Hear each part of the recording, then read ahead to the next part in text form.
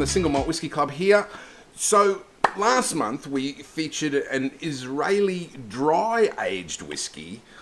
In fact, the world exclusive cask strength version of the 2023 world's best single malt whiskey. Yes, I'm still boasting about that. This month, thanks to our old mates down at IronHouse Distilling down in Tassie, we're rolling up with almost the polar opposite in maturation. For September, we feature two whiskies that have spent 12 months on the Tasman Sea in an abalone trawler. Our malt of the month is the Maverick Muscat cask, and our optional extra is the Maverick Port cask. So, the idea for this project came from a certain Tasmanian government agency that we can't mention that was operating the oldest boat still serving in Australia. To commemorate its retirement, a 50-litre cask of IronHouse whiskey was finished for some months prior to the vessel's retirement on the actual vessel, and then the contents of that cask went to a few VIPs and long-term members of that service. But Michael and Craig from IronHouse decided that that idea was worth exploring a bit more. So they approached an old mate of Mike's who skippered an abalone trawler, the Maverick, and an agreement was struck. Several barrels of whiskey in muscat and port casks were to be stowed on deck, but it was soon apparent that they would be way too soaked in the brine for the duration, and so they were moved into one of the dry holds. Still at the mercy of the sea, just not quite as saturated by it. Now, the IronHouse Maverick Muscat cask was released a month ago for the Tassie Whisky Week. It was made available there in 500ml bottles, but because we're such good mates with the IronHouse crew, we've talked them into bottling ours in 700ml bottles at the normal 52 ABV. So our malt of the month is a special Single Malt Whiskey Club exclusive 700ml bottling of the Maverick Muscat cask, and the optional extra for September is the Muscat Port cask, bottled at 52% in 500ml bottles. Now, this one is completely exclusive to the Single Malt Whiskey Club, and there's only a grand total of 50 of those bottles in existence, so be quick. So, both these expressions spent 4 years in their respective casks, maturing next to the Tasman Sea in the IronHouse Bond store. They were then transported to the Maverick and spent the next 12 months circumnavigating Tasmania in the search for abalone. A 3,280 nautical mile journey during which they endured 50 plus knot hurricane force winds, 7-metre seas and barometric pressure fluctuations between 910 and 1,040 hectopascals. So this constant, often violent movement and constant change of barometric pressure has been described as hyperaging, and in my mind, the moniker fits. So, what are they like, I guess? So the Muscat cask first. There it is. There's our label. It's the exclusive Single Malt Whiskey Club 700ml version. I don't know if you can see, it's got a touch of the reddy gold in colour.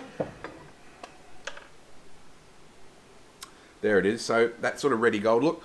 On the nose, oh look, there's dried fruit and there's that warm biscuit spices there.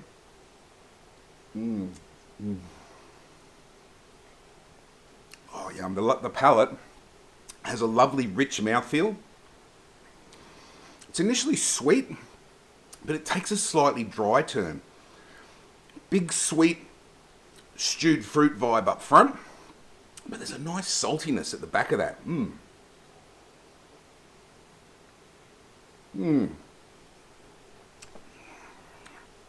Finish is warm, not really spicy, but warm, long, and quite delicious. It sees a real salted nuttiness develop, which sort of fades out with that pleasant warmth. It's a real surprise with the nuttiness here. I was not expecting that. The 52% ABV is very well integrated and so easy on the palate.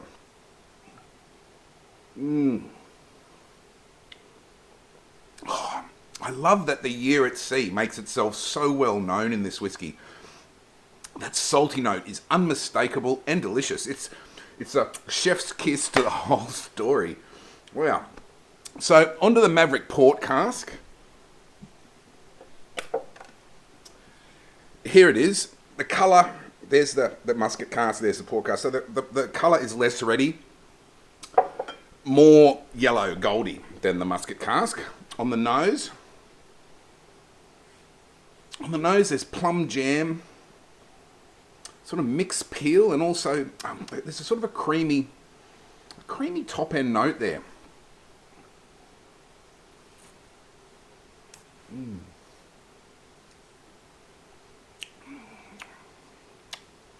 Rich, viscous on the palate. Very mellow warmth once again. This one's lots of figs and plums, sultanas and raisins. But there's also a big note of Arnott's malto milk, I think, biscuits there as well. The finish.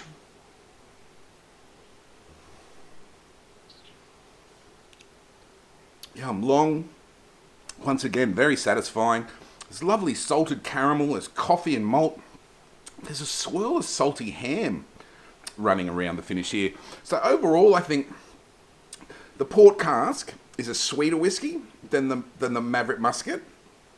It's also a bit maltier as well. Is it better? That's hard to say. I think this one better with dessert, and the Muscat maybe better with cheese, in my humble opinion, of course. That's our September at the Single Malt Whisky Club. The Maverick Port Cask, exclusive to the Single Malt Whisky Club. Only 50 bottles of that. Where the rest of that stuff's gone, I'm not sure. The IronHouse boys have got some mischief up their sleeve planned for the rest of that Port Cask. And the Maverick Muscat Cask is our malt of the month, 700ml. Both of these bottled especially for the Single Malt Whisky Club. The Muscat Cask, 700ml. The Port Cask, 500ml. Don't forget, everyone who grabs one of these fantastic whiskies goes into the running to win a weekend for two down at IronHouse at the White Sands Resort that is on the IronHouse estate there. So, obviously a fantastic prize. We ran this one last year with the boys and the winners loved it. Which one to get? They're so good. Get them both. Similar but different. IronHouse Maverick Muscat Cask. IronHouse Maverick Port Cask. I'm Brad Wright, Single Malt Whisky Club. See you next month, Slange of R.